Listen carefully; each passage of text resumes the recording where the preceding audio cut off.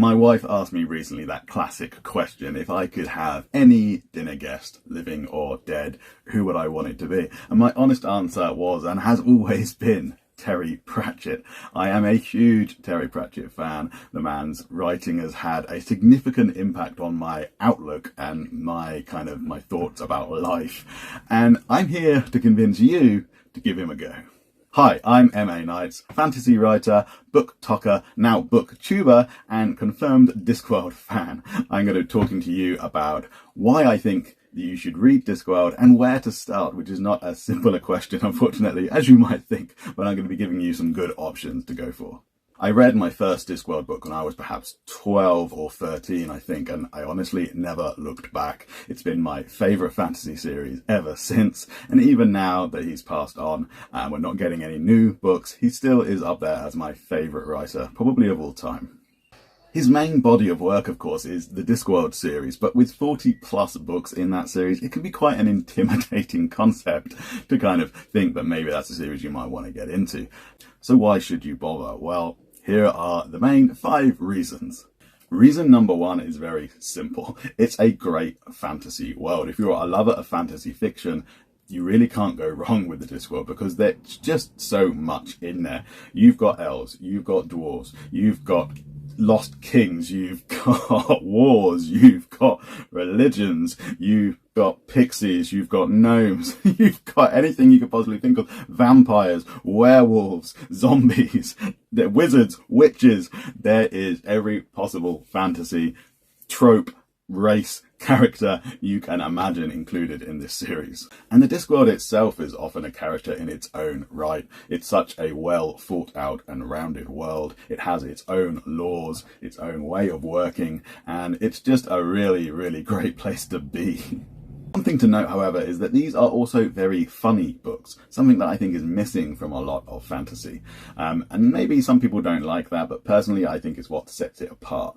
But it's important to realise, as Terry Pratchett himself said, that don't make the mistake of believing that funny is the opposite of serious. He covers a lot of very serious topics in these books, and just because he often cracks a gag at the same time doesn't mean that there's not a lot to take away from these stories. So reason number 2 is the lovable characters. Terry Pratchett was an absolute master at creating characters that just get inside your head and live there rent-free. Whether it's Carrot Iron Founderson, the 6-foot-tall dwarf who becomes a member of the City Watch and has a black and white view of a world that is definitely painted in many, many shades of grey, or the indomitable Granny Weatherwax, the leader that the witches do not have. She's the scourge of the Ramtop Mountains who frightens everyone from blacksmiths, shepherds to kings and queens, and she lives in a simple cottage and guards against the day where she might one day start cackling. Always a bad sign for a witch.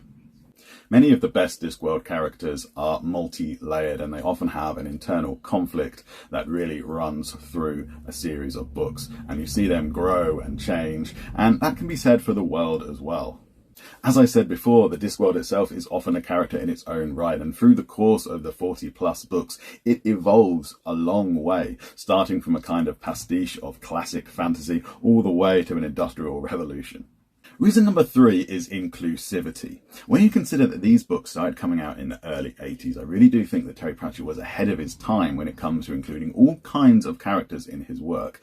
I can't sit here and tell you that it's as open as it is now, but considering when they came out, there really is all types of characters in these books. That's not to say that sometimes, especially the early books, they don't show their age. When you've got covers like this, you can be forgiven for thinking that perhaps these books are not all that inclusive. But when you really get to know his work and you see the characters that crop up, you'll see that he has a worldview that really does include everyone. Reason number 4 are his insights on religion, faith, and war.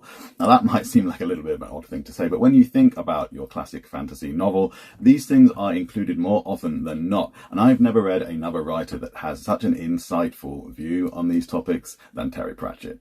Whilst the Discworld books largely steer away from the type of epic conflict that you might be used to with fantasy, it doesn't mean that he avoids these subjects. In fact, I would say that he goes deeper than most other series. And that leads me on to the number one reason that I think people should be reading Discworld and Terry Pratchett in general, and that is because I have read no other author who has so well displayed an understanding of what it means to be human.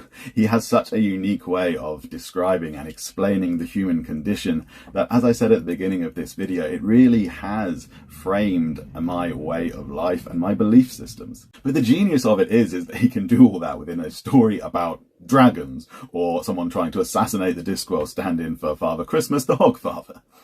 So if you're still watching, hopefully I've convinced you to give the Discworld a go if you've not already. So now I'm going to talk about the 5 books that are a good place to start. There's always a lot of discussion about where you should start reading the Discworld, and everyone has their own opinion. But the easiest answer to that question is, of course, starting with book number 1, The Colour of Magic. This book features the wizard Rincewind and Twoflower, the Discworld's first tourist. Both are fantastic characters, but who really steals the show is the luggage, a magical chest who runs around on hundreds of tiny little feet and eats people who piss it off. You might be wondering why you would start anywhere else than with book 1. Well, the trouble is, and I'm saying this as a bona fide, lifelong Terry Pratchett and Discworld fan, The Colour of Magic is probably the worst Discworld book.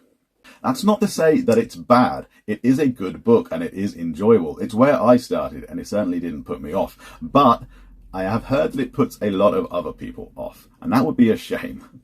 The truth is that The Colour of Magic and book number 2 in the series, The Light Fantastic, the only 2 books that actually run directly on from each other, are kind of still where Terry Pratchett is finding his feet, and the series and the world of the Discworld is still kind of being moulded. And The Colour of Magic is very, very different from every other book that follows. It reads much more like a series of short satirical stories from classic tropes of 60s and 70s fantasy. And if that's your thing, great, by all means give it a go. But if you find you're reading it and it's kind of not really flowing for you and it's putting you off a little bit, please don't let it. Give it a miss. You're not going to miss all that much, and move on to something else. So my second choice for places to start the Discworld is actually book number 3, which is Equal Rights. This is a book about wizards, about witches, about gender roles, and about sexism.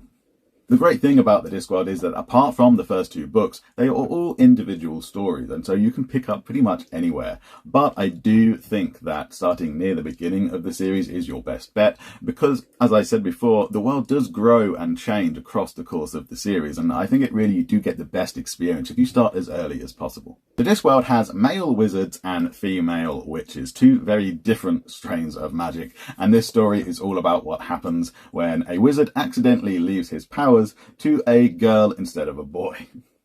But if wizards and witches don't quite do it for you, then my third suggestion of where to start is Mort.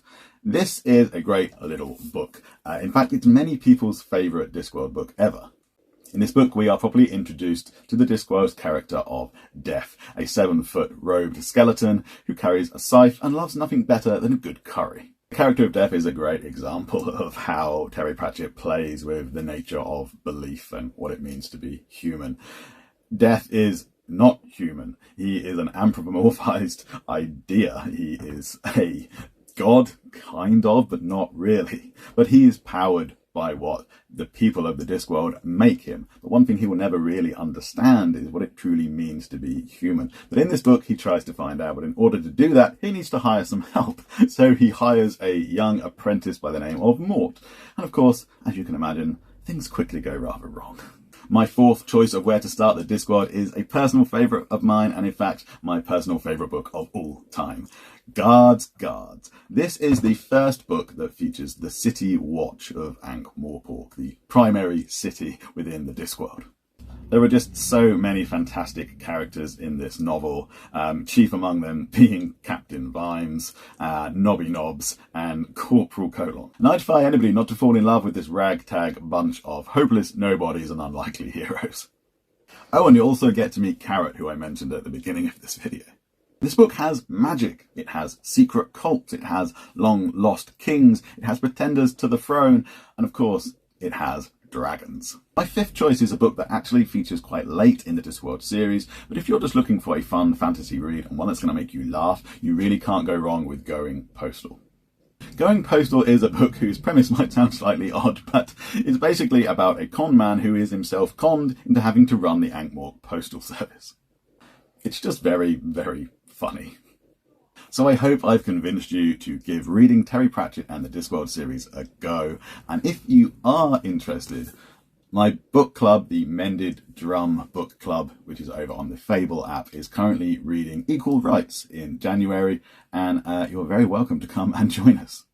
But wherever you start and whatever order you decide to read the books in, you're in for an amazing journey. I plan to make a lot more Discworld content here on YouTube with some character deep dives and some looks at specific novels as well as general themes and plot points in the books. If that's something that you like the sound of, then please be sure to follow me. And hey, if you enjoyed this video, hit the like button and I'll catch you in the next one.